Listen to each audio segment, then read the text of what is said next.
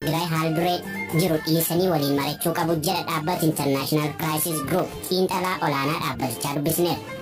But the concerns are based upon yaaddoon keenya dhibdee siyaasaa yeroo dheeraaf turerraa kan maddedha. Marii paartilee siyaasaa har'a Adaamaatti geggeeffame irratti waraqaa qorannoo kan dhiyeessan obboleen Coollataa waa'ee marichaa ilaalchisuun haasofsiifneera. Carraa sadiitu dabree badii gaafa sana goonewu qajeelfanne malee siyaarfaffaa amma nu dhufe kanas dogoggoruu keenyatti malaa kaje. Odeessaalee gaggabaaboos qixeeffanneerraa nu faana bu'a.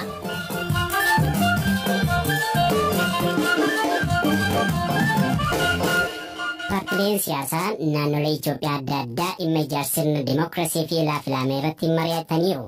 Mariin kun duraan paartilee naannoo Oromiyaa fi Amaaraa gidduutti adeemsifamaa akka ture yoo ta'u kamiilanaa kun garuu paartilee naannolee Itoophiyaa biroo hirmaachiseera. Koree qindeessituu marii kanaa keessaa tokko kan ta'anii fi maricha irratti barreeffama kan dhiyeessan obboleen Coollataa mariin dhibdee Amaaraa fi Oromiyaa furuuf jalqabee gara biyyaatti ce'eera jedhan.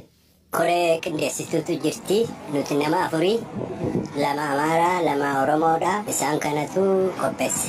fuulleffannaa isaa maali? Nuti Amaaraa fi Oromoo duwwaatti mariin akka hafuun barbaadu bal'isuu barbaadu bal'ifnee mariin ka biyya guutuu akka ta'u kun Amaaraa fi Oromoo irraa gara sattaanutti tarkaanfachuuf qophii duraati. Mariin kun kana dura illee Amaaraa fi Oromoo gidduutti jalqabamee ture isatti itti fufe amma maaliif Amaaraa fi Oromoo qofa ta'ee ka jedhan jiru paartileen biraallee kan naannoo biraallee dabalamuu qabaa ka jedhan jiru. Amma daballee kaafnu dabaluu jalqabne kanaan dura dhibdee Oromoo fi Amaaraa furuuf jalqabne ammoo Oromoo fi Amaarri wal taanaan biyya kanan tasgabbeessa isaan lamaan wal dhabnaan dhibdee guddaa ta'a kanaaf sanaaf xiyyeeffannaa kennuun dhibdee qabanatti hin fakkaatu. Achumatti hafuun garuu dhibdee ta'a. Amma namoota barreeffama dhiyeessan keessaa tokko isinii kan isin irratti dhiyeessan maaliif fuulleffannaan barreeffama keessan? Maaliif Itoophiyaa sadii carraan argamee dimookiraasiitti ce'uu hanqannee hafnee kan jedhu. Carraa sadiitu nu dabree kun maaliif ta'e duuba deebinee yoo sana laallee badii gaafa sana goonewu qajeelfanne malee siyaarfaffaa amma nu dhufe kanas dogoggoruu keenyatti malaa ka jedhu. Furmaanni isaa maal keessan isin? Furmaanni isaa aadaan jijjiiramuu qaba. Aadaa politikaa hin qabu. Aadaa politikaa horachuu qabna. Dimookiraasii hin qabnu. Sun ijaaramuu qaba. Kun immoo yeroo fixa. Mariin paartilee siyaasaa biyyattii akkasumas aadaa siyaasaa biyyattii fooyyessuuf taasifamu kun filannoodhaan duratti cimee itti fufuu qabaa jedhan. የኢትዮጵያ ችግሮች በጣም ብዙ ሀያሌ ዓመታት የነበሩና rakkoon Itoophiyaa waggoota hedduu kan lakkoofsisedha. Rakkoolee kanneen furuuf waltajjii akkanaa qopheessanii mari'achuun baay'ee murteessaadha. Heera bareedaa qabna. Garuu rakkoon keenya hojiirra oolchuu irratti. Itoophiyaa yeroo tokkoon gara dimookiraasiitti ni ceeti jedhanii yaaduun rakkisaadha. Itoophiyaan yeroo tokkoon gara dimookiraasiitti ni ceeti jedhanii yaaduun rakkisaadha. Rakkoo hedduutu jira. Fakkeenyaaf seenaa irratti waliin gallu, heera mootummaa irrattis, dhimma Finfinnee irrattis sababoota hedduu irratti waliin gallu. Rakkoolee akkanaa marii akkanaa kanaan furuun kan danda'amu. Dhimmoota hedduu irratti waliin galle kunneen mariidhaan osoo hin furiin jarjarsuudhaan filannootti seennaan rakkoo hamaa keessa biyya galchuu mala. ችግሮችን ይዘን ከሄድ ምርጫው ዲሞክራሲ ሊያመጣ ስለማይችል እና ከዛ በፊት አሁን ባለንበት ሁኔታ አገሪቷ ሰላምና መረጋጋት ያስፈልጋታል። Namoota marii kana qindeessan keessaa tokko ta'an Dr. Diimaa Naga'oo mariin kun sirna dimookiraasii biyyattii keessatti ijaaruuf galtee ka ta'uudha jedhan. Waggoota 50 darban mootummoonni jijjiiramanis sirni uummattoonni biyyattii fedhan ijaaramuun maaliif dadhabame ka jedhu ijoo marii kanaa ta'us eeran.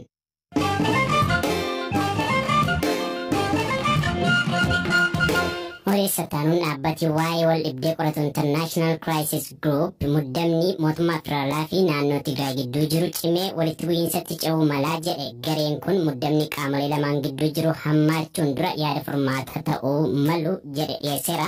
Yaadni furmaataa ijoon gareen kun dhiyeessee qaamoleen lamaan haalduree isaan kaa'an laaffisanii mariif gadi taa'uu akka qabanidha. Xiinxalaa olaanaa dhaabbatichaa akka ta'e Wiiliyaam Daviisan dhimma kanarratti dubbisneerra. Yaaddoon keessan maalii eessarraa madde jennee ka gaafanne deebisuun eegala. But the concerns are based upon quite a long-running political dispute. Yaaddoon keenya dhibdee siyaasaa yeroo dheeraaf turerraa kan maddedha. Bara 2018 wayita jijjiiramni siyaasaa eegaleerraa ka'e kan jirudha. Rakkoon siyaasaa mudatee gabbatee hanga heera mootummaa irratti wal dhabuutti ga'eera. Keessattuu filannoo olaanaa irratti. Bara kana mootummaan naannoo Tigraay filannoo mataasaa gaggeesseera. Filannoo kana mootummaan federaalaa fudhatama dhoowwate. Kun garaagarummaa guddaa qaamolee lamaan gidduutti uume. Naannoon Tigraay mootummaan federaalaa aangoo bu'uura heeraa qabu harkaa hin qabu jedha. Mootummaan federaalaa immoo filannoon naannoo Tigraay seeraan aladhaa jedha. Kanadha ka'umsi rakkoo. yaaddoon keenyas asirraa madde. Dhiyeenya kana immoo dhimmoota humna waraanaa fi tarkaanfii fudhachuun wal qabatan dhagaa jirra. Kun immoo dhimma salphaatti ilaalamuu miti. Dhimmi biraan madda rakkoo ta'e immoo ramaddii baajataati. Mootummaan federaalaa bulchiinsa sadarkaa naannoo gaddi jedhaniif baajeta ramaduusaa mootummaan naannoo Tigraay hin fudhanne. Keessattuu baajetti hojii raawwachiiftuuf ramadamuu dhabuun wal qabatee mootummaan naannoo Tigraay federaalli heera mootummaa sarbaa jiraachuu dubbata. Crisis Group qaamoleen lameen haal duree tokko malee walitti dhufuun rakkoo jiru furuu qabu jechuun yaada kenne. Kanarrattis William Davison yaada kenneera. That's not exactly the phrase that we use, but the point is that some of the preconditions in place are a major obstacle to negotiation. Haal dureewwan walitti dhufanii araara buusuuf barbaachisan jiru. Fakkeenyaaf paartii naannoo Tigraay bulchuu marii eegaluun dura hidhamtoonni siyaasaa hundi yaa'eekaman jedha. Mootummaan federaalaa immoo hidhamtoota siyaasaa kanneen yakkoota ciccimoodhaan himatamanii jiran ni hiika jedhanii yaaduu rakkisaadha. Kanaafuu dubbatanii rakkoo jiru furuun dhimma yeroo itti hin kennamne waan ta'eef naannoon Tigraay fedhii isaa achumatti dhiisee gara haasaa mariitti seenuu qaba. Crisis Group naannoo Tigraay fi mootummaa federaalaa irraa dhimma kanarratti kan quunname qaba. Qaamoleen lameen kunniin yaaddoo keessan ni qooddatu gaaffii jedhuufis akkas jedheera. And I think everyone realizes that this is a very serious political dispute. Dhimmi kun dhiibdee siyaasaa ulfaataa ta'uu namni ni hubata. Mootummaan federaalaa fi naannoon Tigraay ilaalcha siyaasaa adda addaa qabaachaa jiru.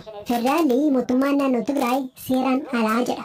TPLF fi paartileen siyaasaa biroon akka kana fudhatanis fedha. Yaadi TPLF hidhamtoonni siyaasaa yaa'ikaman jechuun dhiyeesses waan milkaa'u miti. Kanaafuu yaadi Crisis Group dhiyeessu osoo rakkoon kana caalu hin mudatiin qaamoleen lameenuu ammumaan waliin mari'atanii gara furmaataatti deemuu qabu. Haal duree mariif inni tokko kaasu isa kaan biratti kufaa ta'a.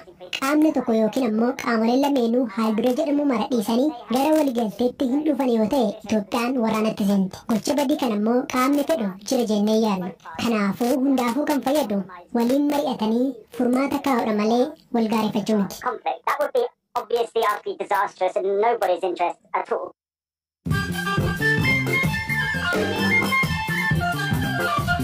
Dhaggeeffattoota keenya immoo biyya keessaaf alaanga gabaabsee sintima boordiin filannoo Itoophiyaa filannoo biyyaalessaa marsaa ja'affaa caamsaa fi waxabajjii keessa gochuuf yaada ka'umsaa dhiyeessee boordichi kana akka ibsee waltajjii marii guyyaa har'aa qopheesse irratti. Waajjirri mana maree biyyaalessaa qindeessaa hirmaannaa uummataa hidha haaromsa guddicha Itoophiyaa dubbii Doonaald Tiraamp dhimma hidhichaa irratti dubbatan mormuun mallattoo walitti qabuuf akka jiru himee mallattoo walitti qabuu bor irraa kaasee jalqabu kanarratti namoonni 150,000 ta'an ni hirmaatu jedhamee eegama. Tiraampiif Baayiden bulchiinsa Ameerikaa murteessaa taate Filooriidaatti morkii jabaa geggeessan. Bulchiinsa kanatti Joo Baayiden deeggarsa argachuun Doonaald Tiraamp garaagarummaa xiqqoon dursaa jiru naannoon kun filannoo US keessatti murteessituudha. Kirkirri lafaa cimaan Tarkii fi Giriik rukute lubbuu galaafate kirkirri Reektar iskeelii 7 jedhame kanaan gama Tarkiin namoonni 4 lubbuu dhabanii 120 ammoo miidhamaniiru. Godaantonni 200 siqan Awurooppaatti ce'uuf yaalaa turan bidiruun ittiin imalaa turan dhiyeenya Senegaalitti dhidhimuu isheetiin du'uu isaanii dhaabbanni biyyoota gamtoomanii beeksisee namoonni 60 ammoo balaa qaqqabee kanarraa ooluu danda'aniiru oduun kanuma. Hojjettoonni fayyaa magaalaa Finfinnee wal'aansa koronaa vaayirasii irra hojjetan waadaan isaaniif galame raawwatamuu dhabuu isaatiif komii dhiyeeffataa jiru. Himannaa ogeessota fayyaa kanaa fi deebii biiroon fayyaa magaalattii walitti qabuun qopheesse Galaana Balaa. Virtuulee koronaa vaayirasii to'achuuf waajjira eegumsa fayyaa Finfinnee jalatti dhaabatan keessa ogeessonni fayyaa hojjetan waadaan yeroo garaa garaatti isaaniif seename akka hin raawwatamne komii dhageessisan. Manni maree ministeerotaa kora dhaabbataa 83ffaa caamsaa 14 bara 2012 geggeesseen ogeessotni namoota COVID-19 qabamaniif tajaajila kallattii kennan durgoon addaa akka kaffalamuuf murteessuu ogeessonni fayyaa BBC'n dubbise himaniiru. Bakka bu'aa ogeessota fayyaa Finfinnee kataan obbo Kadir Saalii akkana jedhu. Yeroo weerarichi biyya galee namni baqataa turetti illee dirqama ogummaa keenyaa baachaa ture. Seeruma isaan baasan gaafachaa jira. Uummanni gibirri isiniif dhiifameera jedhatu yaada. Dabalataan manni isiniif kennamaa jedhanii waadaan galamee odeeffannoo barbaachisu galchinee turre. Amma garuu daataaf naannaa jirraa deebii jedhu kennuudhaan hanga yoonaan nuuf hin kennine. Biiroo eegumsa fayyaatti itti aanaan itti gaafatamaa biiroo Dr. Mulugeetaa Ndaala dhimmicha irratti gaaffii dhiyaateef akkas jechuun deebii kennan. qajeelfamichi erga bahee booda hojiitti hiikurratti rakkoon nu mudate. Jalqabaa warra kallattiin dhukkubsattoota koronaa vaayirasiin qabaman ogeessota yaalanii fi ittisa dhukkubichaa irratti hirmaataniif ture durgoon addaa sun kan eeyyamame. Haa ta'u malee ogeessi hunduu kallattii fi alkallattiin hirmaachaa waan jiraniif raawwachiisu nu rakkise. Kana malees gaafiin bajataa raawwiidhaaf danqaa biraadha. Bulchiinsi magaalattii baasii guddaarra waan jiruuf sana baachuu waan danda'u miti. Kanaaf akka filannoo biraatti kan fudhatame erga weerarichi biyya seenee as ogeessota fayyaa koronaa vaayirasii irratti hojjetaniif gibira irraa dhisuudha. Dhimma kanarratti hojjettoota waliin mari'ataa jirra. Dhuma irratti ogeessonni fayyaa kun maal gochuuf akka yaadan gaafatamanii akkas jechuun dubbatan. Jalqaba kutaa magaalaa Gullalleetti hojjetaa wiirtuu COVID-19 kataan obbo Diinoo Jamaan akkas jedhu. Nuti jalqaba yeroo akkasitti gurmuuf nu mormii hojii dhaabuu yaadna. Ogeessi fayyaa kamii hojii isaa akka hin dhaabne bakka bu'aasaa ergate. Bakka buutonni ammoo erga mari'atanii booda koree filatani. Koree kanadha kan socho'aa jiru. Gara fuula duraas mormii hojii dhaabuu osoo hin taane dhimma keenya mana murtii geessu ejjennoo jenna. Ogeettiin fayyaa maqaan ishee akka hin dhaabne barbaaddu akkas jechuun komii qabdu ibsatti. Dirqama ogummaati. Dirqama biyyaati. Ani hojii dhaabee jennaan namoonni du'an jiru. Sababii kootti lubbuun namaa waan darbuuf. Ogeessi fayyaa kutatee kan ba'e waan ta'eef hojii dhaabuu hin danda'u. Kanaaf mormuu yoo baattees mirgi keenya sarbamnee jiraachuudha. Qajeelfamni osoo hin bahin dura fedhiin hojjechaa turre.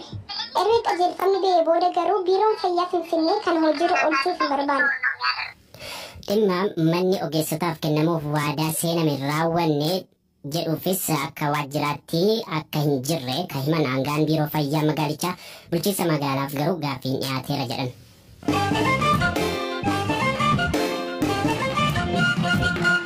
Odeessa keenya sadhumaatiin yuutuubiin raayyaa istuudiyoo dabalatee walleewwan afaan Oromoon hojjetaman hedduun yeroo dhiyoos ugguramanii kaan ammoo guutummaan haqamaniiru. Hordoftoota 200,000 ol ka horatee fi artistoota Oromoo hedduuf utubaa akka ta'e raayyaa istuudiyoon cufamuun isaa namoota hedduu miidheera. Maalumaafuu namni yuutuubii fayyadamu tokko qajeeltoo akkamii kabajuu qaba ka jedhu irratti magaalaa Landan ka jiraatan ogeessa IT obbo Haniis Abdii dubbisneera.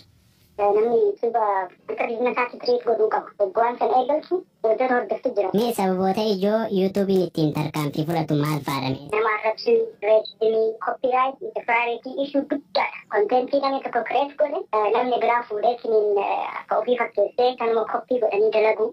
Nama kontentiin kun chaayildiishiin fayyadu dhiiga agarsiisuun reeffa namaa wantoota akkanaa kunniin gaayidlaayinii biraatiin ala. Amma afaan Oromoo keessatti muuziqaa gubbatti fakkeenyaaf dhiigaan ta'ee billoo qabattee ta'ee wanta namni kenna akka aadaatti fudhatu garuu bakka biraatitti agenasti gaayidlaayinii waan ta'uuf kenna bahee tapha inni itti miidhaan hubannaan keessa seenu. Kompiitarri already filter godhuu waan hin dandeenyeef afaanicha afaan biraa waan ta'eef jechuudha. Sababa san karaa namaatiin akka filter godhamu godhame jechuudha. Karaa namaatiin filter yoo qabu fakkeenyaaf amma namni tokko yoo kaampaanii sun keessa dalagu ta'e yoo jibbaa Oromoo qabaatu ta'e roongilii jala advertise godhee waan sun bu'uun ni mala. Garuu abbichi galmatuu qaba. Abbichi illee evidensii dhiyeeffatee akkasitti deemuu hin danda'a. Sababa kanaan maal dhabuu danda'u?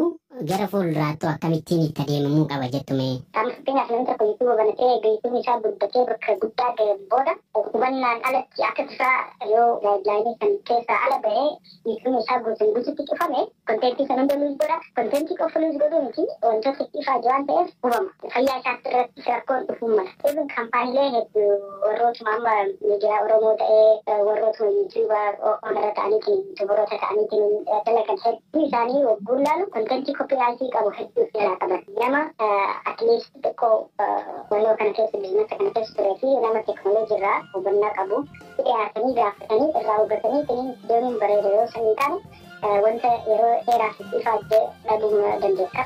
Dhaggeeffattoota keenya sagantaa keenya sumarratti goolabna akka qopheesse Biraanuu Gammachuu ana Hamzaa Huseeniin ture wixataa walitti deebinutti nagaan tura.